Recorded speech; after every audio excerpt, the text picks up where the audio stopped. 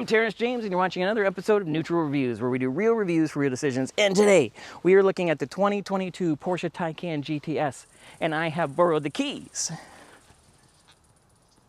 for this vehicle that I may not return from Porsche of London. It has a fantastic location, beautiful showroom, elite customer care, and who offers some of the most amazing vehicles on the planet today, including this one. Now, Porsche's first fully electric vehicle has become a huge sales success, bringing in both new and youthful buyers, and is even giving mighty old Tesla a run for their money finally.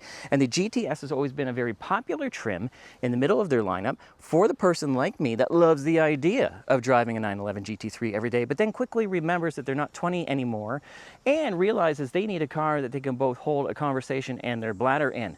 And the Taycan GTS here, you do not need to be shoehorned into it, and it won't shake the change out of your pockets. But when that inner 20-year-old wants to come out, it will still deliver 9/10 the thrills of that 911 GT3 in this new electric age. So we take a look at the facts, feels, and final thoughts of the 2022 Porsche Taycan GTS to see if it is the right choice for those looking to go green, who love to drive, are 20 at heart, and oh yeah, got lots of money. Let's take a look. And the Taycan sits in the middle of Porsche's lineup along with the Panamera as their happy medium offerings, and the GTS is the happy medium offering for the Taycan. And I love the way the Porsche still offers a wagon version in every trim for those looking for a little bit more practicality, like the extra 3.5 inches of headroom in the back. Now, when we're talking competition, really it's in a league of its own because of its unique blend of performance and luxury, but that exciting new Lucid Air would be one, but it concentrates a little bit more on luxury. And of course, the Tesla Model S Plaid would be another, but it concentrates a little bit more on tech. Really, where the Taycan GTS lacks is in range. So let's talk performance. And Porsche uses two electric motors, one in the front and one in the rear, and the one in the rear is actually out of the Turbo S. Now, they connect it to an 83.7 kilowatt hour battery pack, which is capable of giving you a combined 509 horsepower and 627 pound-feet of torque with 80 horsepower of overboost at launch, which is just insane, which is able to rocket this 5,059 pound cell phone battery from 0 to 60 in around 3.5 seconds, and that is doing the quarter mile in around 11.4 seconds with a top speed of 155 miles an hour. And it wasn't that long ago that you had to get one of these from Porsche to do that type of speed in. Now, you're also looking at the world's first 800-volt architecture, which is capable of doing fast charging, Porsche says, in around 22.5 minutes to go from 5 to 80%. But realistically, most people are saying you're coming in around a half an hour. It has a heat pump, and that battery is actually managed heat and cool to make sure that you have peak performance with those different temperature changes. Now, also, when we are talking about steering on this vehicle, actually before we get to steering, what we want to say is that power runs through a 2-speed gearbox in the back, which is pretty unique. And the reason why they do that is to give you better acceleration and even better enhanced efficiency in a car like this. Now, what they also do is they use the front and the rear motors to act as an all-wheel drive system. But as we were saying, we got to go around some corners. When we're talking steering, this has electric power steering, of course, but it is tuned specifically for the GTS, and it actually looks at forces pressing in against the tie rod ends to make adjustments. And it has rear steering with torque vectoring. That is exotic sports car type stuff. Now, when we're looking at wheels and tires, what you're looking at here, you got these beautiful 21-inch RS Spider design wheels that are forged. So they're going to be lighter and they're going to be stronger. And we have these performance P0 tires on here. You're looking at 265/35 ZR 21s in the front and these steamroller sized 305/30 ZR 21s in the rear to help manage all that extra weight going around those corners. And when we're talking about brakes, because we got to stop, we have on the GTS 6-piston front and 4-piston rear brake calipers, and you've got 15-inch vented discs on the front and 14 on the rear. And of course, all the ABS and everything has been specifically tuned for the GTS. Suspension, we have aluminum, which most manufacturers don't do. Aluminum double wishbone on the front aluminum multi-link on the rear, which is a similar setup to the Cayenne and the Panamera, and even that GT3 911 uses a double wishbone now on the newest generation. And it uses adaptive air suspension with smart lift. So if you run and encounter some places that you need to lift it up, it will remember for next time if you want it to, and it will do it automatically. Now, when we are talking chassis, Porsche uses their new J1 platform that they spent over $1 billion investing in, and then they sold some of those costs off to Audi to use in their factory. Now, when we're talking about this chassis, it is one of the most balanced and it is one of the most rigid chassis out there, especially for electric vehicles. And one of the reasons is because they take those batteries, which are flat packed skateboard style, and then they mount them up to the chassis to help make it more rigid. Now, also when we're talking platform and chassis, we're talking 114.2-inch wheelbase, which is similar to that Panamera or that Tesla Model S, to give you a reference point on. And you're looking at about 30 decibels of noise on the highway, which again is in line with those other vehicles as well. And when we're talking chassis, what you're looking at is a mix of materials here, and it is a galvanized aluminum steel chassis, and then pretty much everything else you see bolted on here is aluminum to help mitigate the extra weight of those batteries to make sure that it is a good performer, especially when accelerating.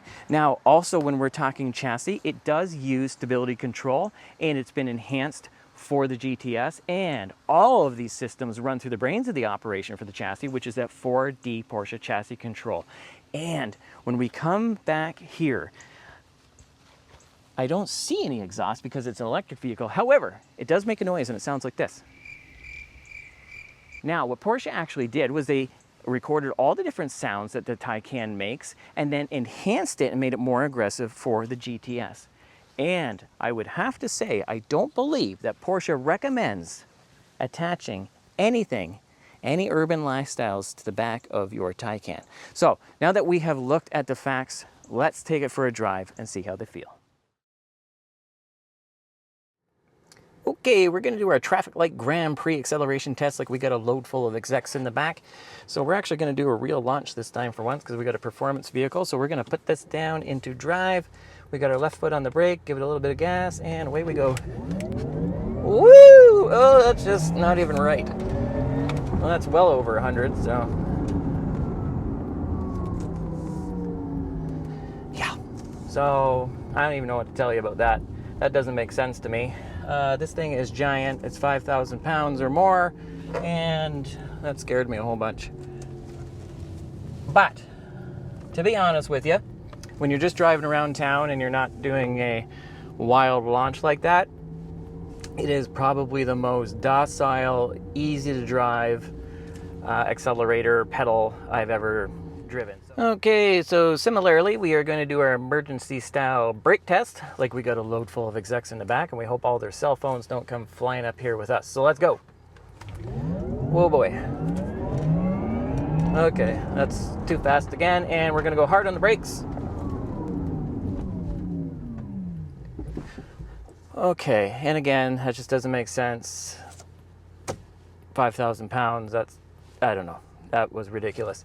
Anyway, driving normal. The brake pedal, again, like the accelerator, is extremely responsive, but super smooth, very progressive. The car stays very stable under hard braking and just normal braking as well. It's a pleasure to brake. Now we want to take a look at the handling. And of course, we're going way faster than you ever would, but we just want to check out the handling. We have it in Sport Plus.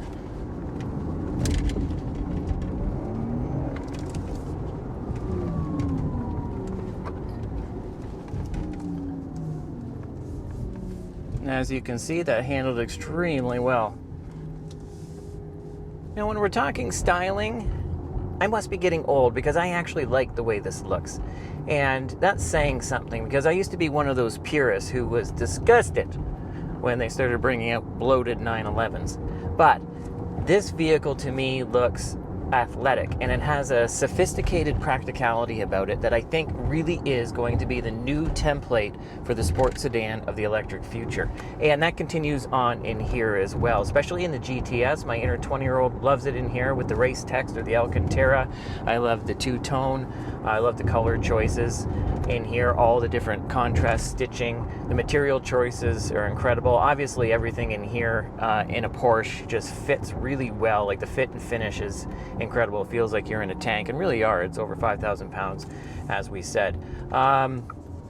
When we're talking as well about other things in here, let's just start with the seats, and let's just start with saying that they're amazing. Like, out of this world amazing. They're 18-way power, and I mean everything. For the bottom of my legs, for my thighs, they go in and out. The bolstering, both for my lower parts of my legs and up here on my sides, go in and out. Obviously, you got normal things like lumbar, back, forth, tilting, all of that. And as you can see, I do have it in the very low sporty driving position, which is very much like a 911.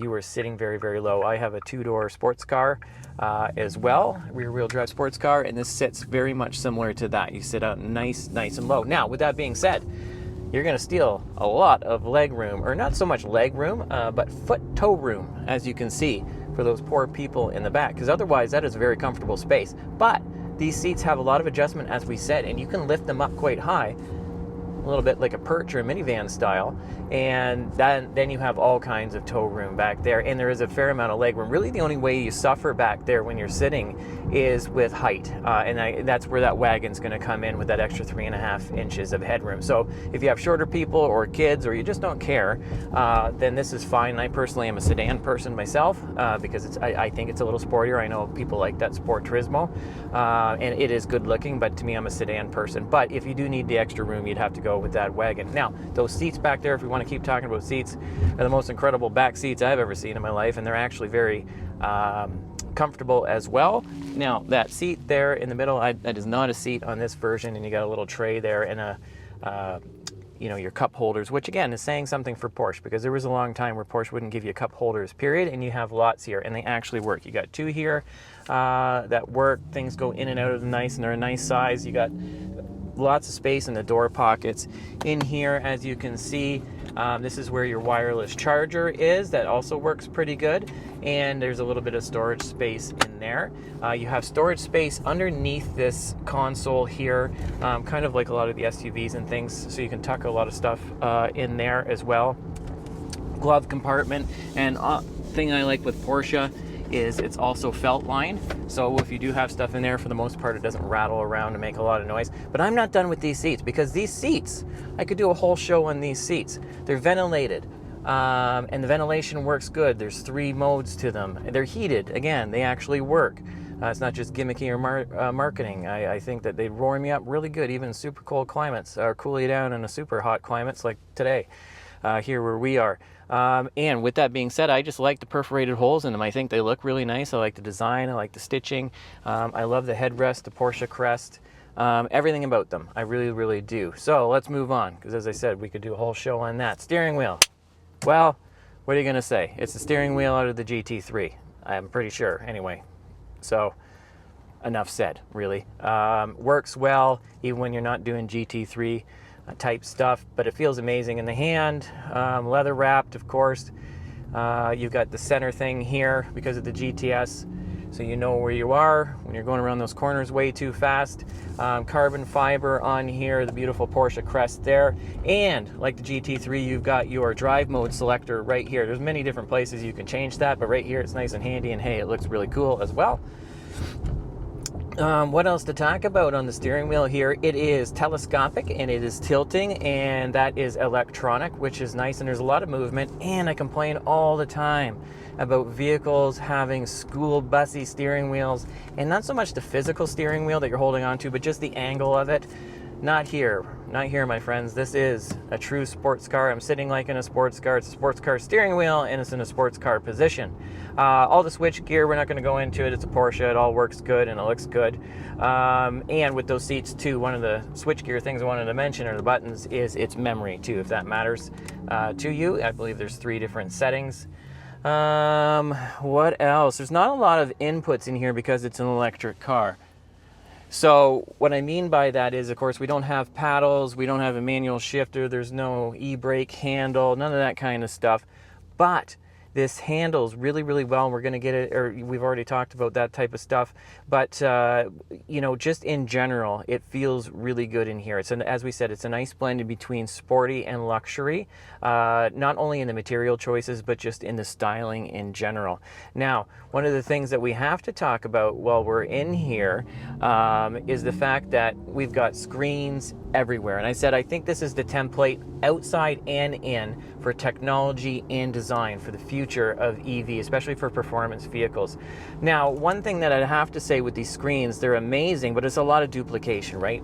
A lot of the stuff you're going to get on this beautiful center screen here in front of you, you also get traditionally now in the middle, but really with this beautiful screen here, what do you need the middle for? And it's distracting anyway. And again, when you're talking about duplication right now, I am looking at the heads-up display, which works really, really well. It's configurable like a lot of different vehicles. I personally like the way that it's set up here. The gentleman that drives this car, you've got your road sign, so I can tell right away I'm already speeding, just a little bit, not too much. And you have, it's telling me the different safety things, if I'm going too far, you know, towards one of the lines, things like that. But it's nice, it's right there, it's clear, it's crisp, it's not distracting whatsoever. And when we talk about the actual infotainment itself, I really like the Volkswagen Group, especially Porsche in this generation with its user interface. Super, super easy. Right away I felt at home, and not just because I'm a Volkswagen owner, but it just, you got your nice column here, you've got your home, which is going to give you everything, and you've got some shortcuts, the things you use all the time, like navigation, your media, your phone, and the different car things, which I have up now. On here, it's touch screen, very ergonomic, easy to get to, easy to see, no glare, things like that. And again, some of those features that you want to use all the time are also up here in this screen. Touch, easy to use. Most of this stuff has haptic feedback as well, so you can actually, when you're pressing it, not only is it responsive, which is nice, I would say this is the closest I've seen to an infotainment screens on how they work and how they look to my phone. And I've always, you know, it's a $200,000 car, but that doesn't necessarily matter nowadays. You know, sometimes Hyundais and things like that have really good infotainments and screens, because that's kind of what their claim to fame is. But nonetheless, what I'm trying to say is that this is the closest to a cell phone that I've seen, and how it looks and how responsive it is. But it is a lot of duplication, because you have that third screen over there for the passenger. So if they want to see basically what's ever there 6 inches over, you know, you have that. And when we're talking screens as well, even the people in the back, like the Cayenne that we drove a few months ago, you have the beautiful digital display in the back, which I really like. And again, very responsive, works well and everything like that. And when we're talking about heating and ventilation in the back, well, we got to talk about it in the front here. So a lot of people don't like nowadays that they're removing buttons, and some of the reasons why they do it is cheaper. There's less mechanical things to break and all that type of stuff, but a lot of it has to do with moving into what the designers feel is the future, which is this minimalistic look where it's very clean and not a lot of buttons. Now, the problem with that is that not always that much, it's not always as ergonomic as you would like, but Porsche's done a really good job here. And again, it's a $200,000 vehicle, but you know, and that's why I like the fact that when you're working the HVAC stuff here, not only is it responsive right there, I like the angle of it and everything else, but it gives you haptic feedback like my phone does, right? So when I press here, you hear the little boop boop, and I can actually feel it on my finger too. So is it a button? No, of course it's not a button. But you know what, if you're gonna have to have electronic stuff, that's as close as you're gonna get, at least now in our generation, and I really like that. Now, you also have this little screen here. That's kind of like on your old ThinkPads and stuff like that, or I shouldn't say that old, I still have one. But anyway, you put your finger on there like a mouse pad if you want. I personally, like I said, I even have short little arms and I can still reach that just fine. What else to talk about in here? Well, we've got to talk about this panoramic sunroof. From front to back, does not open, but it gives you a lot of light. And even though this vehicle has high belt lines, thick doors and everything, because it's a very well built sporty vehicle, because of that extra light coming in, you do feel very safe and you don't feel closed in here. But I love the cockpit feel. I love the fact that I feel like I'm in a fighter jet. One of the things that I hate with the minimalistic look, and especially in a lot of these SUVs, it looks like you're sitting in an IKEA living room. And I like IKEA, most of my house is IKEA, but what I'm saying is when I'm driving a car, especially a sports sedan, I want it to be sporty. I want to feel like I'm in a cockpit, and they've done a good job with that here. Now, Porsche does offer an optional sunroof or panoramic roof where it digitally closes, so you can frost it over from front to back in different stages to close it. It looks really neat. This one was not ordered with it. Now, the last thing that we want to talk about while we're in here is the trunk, and is this usable? I think it is. It really is. You have about 3 cubic feet of space in that little front trunk. Basically, it's just good for maybe putting a small bag in your charging cables, things like that. But you're looking at about 14 cubic feet in the trunk. Now, is that great? No, it's not. But again, this is a compromise vehicle. This is a vehicle where you want a lot of performance and you're trying to go green, but you still do need a high level of practicality, which this has. Again, it's not an SUV and it's not even some other sedans as far as how much space you got, but it's definitely enough. You're not, as long as you pack light and you know what you're doing, you're going to have plenty of space back there. And those are 60-40 split seats, so of course either you can have part down or both down, and as you can see, there's lots of space there as well. And the other thing that I want to mention while we're in here, I'm not a big radio person, but of course this has the upgraded Bose sound system and it sounds incredible. If you're into that stuff, you're not going to be disappointed in here at all. So this leads us into our final thoughts. Now, if you like this video, hit the like button, subscribe, and check out one of our other recent enthusiast reviews so we can get more cool cars like this one and our upcoming review next week of the 2022 Jeep Wrangler. Now, we started off this review by looking to see if this was the template for the future of EV sports sedans. And here are the facts and feels that we used to come up with this final thought. Which is, if you can afford this vehicle and you want to go green, and you love to drive, and you're 20 at heart, I really do think that you should get this, because yes, range is a bit of an issue when compared to some of those other vehicles, but you still have plenty of range day to day, probably week to week. And we've never been, let's just be honest, we've never bought 911s because of fuel economy, and we shouldn't be looking to buy this for range. Thanks for watching, and we'll see you again next week.